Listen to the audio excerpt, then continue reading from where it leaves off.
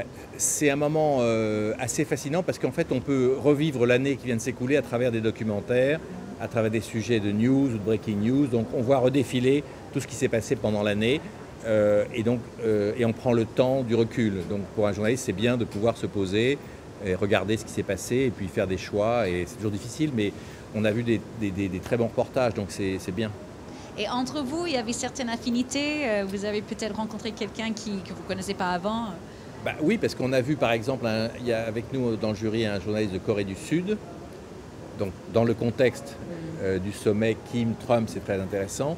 Son regard sur l'Asie évidemment est différent du nôtre, mais il y avait également un journaliste allemand, un espagnol et une canadienne. Donc on avait un peu les principaux continents et c'est bien. Et est-ce que ça vous semblait un peu déplacé, entre guillemets, d'être dans le sérieux, les infos, l'actu pure? Ici, on est aussi dans le strass et le glamour de la télévision fiction.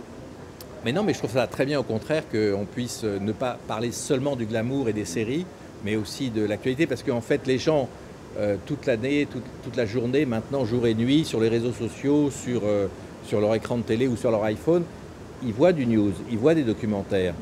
Donc je trouve ça bien de récompenser le travail qui est fait par des journalistes qui ont passé parfois des mois, parfois une année de leur vie à créer un document, à risquer leur vie parfois, comme c'est le cas pour ce reportage sur l'Irak à Mossoul, ou bien qui ont fait des enquêtes absolument extraordinaires, qui ont été en Afrique, aux Nations Unies, en Europe, partout, et qui ont donné donc une bonne partie de leur vie pour réaliser ça. Donc c'est pas aussi bling bling et glamour que les séries d'Hollywood ou de Bollywood, mais ça fait partie de la vie des gens, donc c'est bien de récompenser ce travail-là.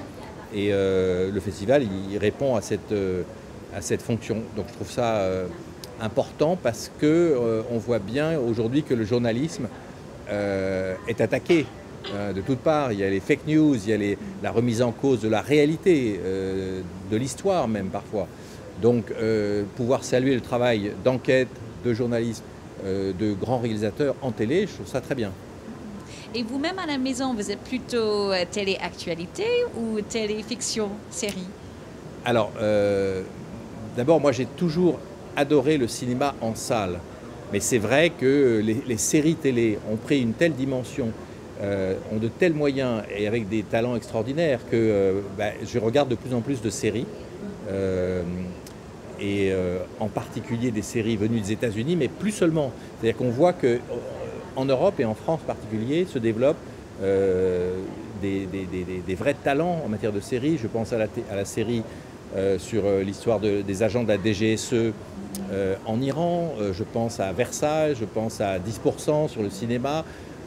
Et donc je vois qu'en fait, il y a un nouveau créneau qui s'est développé et qui est devenu aussi important que le cinéma, parce que les moyens sont considérables. Donc l'enjeu aujourd'hui, c'est ça qu'on va voir dans les années qui viennent, c'est est-ce que les producteurs français et européens sont capables de concurrencer les géants de Netflix, d'Amazon.